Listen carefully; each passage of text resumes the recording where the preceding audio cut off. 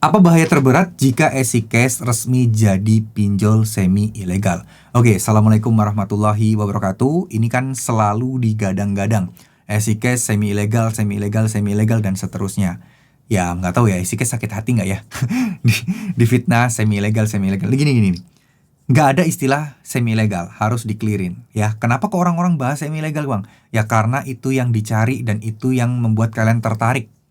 Ya, buat teman-teman itu yang membuat kalian tertarik. Makanya semi ilegal, dan semi ilegal ini selalu digaungkan, dan digaungkan.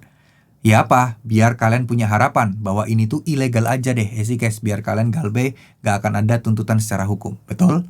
Nah, makanya banyak oknum-oknum di luar sana yang memanfaatkan kata semi ilegal. Kenapa kok bisa dan banyak yang percaya? Karena yang pertama, EasyCash ini namanya banyak banget emang pinjol ilegalnya yang namanya mirip-mirip gitu ya. Nah, cuman beberapa udah pada ditutupin, tapi tetap orang mah bisa bikin aja. Jadi kayak EasyCash tunai, EasyCash apa, Easy tunai cash, nah gitu itulah mirip-mirip.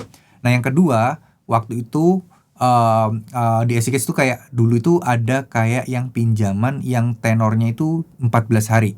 Dimana itu kan kayak mirip-mirip pinjol ilegal ya, kadang tenor 10 hari harus balikin dengan bunga sekian. Nah, EasyCash seperti itu. Nah, orang mikir harusnya aturan OJK kan harusnya 30 hari EasyCash melakukan itu, berarti EasyCash semi ilegal. Nggak bisa dibilang gitu juga sih, teman-teman. Nggak bisa. Legal dan ilegal itu bukan soal apa yang dilakukan mereka. Ya, ini juga ngaruh, tapi yang paling penting adalah dokumentasinya. Ibaratnya, apakah masih dalam izin dari OJK atau tidak. Gitu loh. Kalau masih dalam izin, masih terdaftar, ya masih diawasi. Nah, cuman yang jadi masalah adalah ya dampaknya, resikonya sebenarnya nggak ada masalah yang gimana-gimana. Ya seperti pinjol legal pada umumnya. Nah, kecuali EasyCash ini melakukan pelanggaran operasional seperti penetapan bunga yang tinggi banget di luar batas maksimal dari OJK.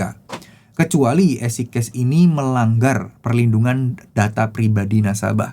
Kecuali EasyCash ini melakukan penagihan dengan cara kekerasan dan seterusnya. Nah, banyak hal-hal di sini yang memang sebenarnya teman-teman harus pahami bahwa nggak semudah itu dan nggak sesimpel itu, teman-teman.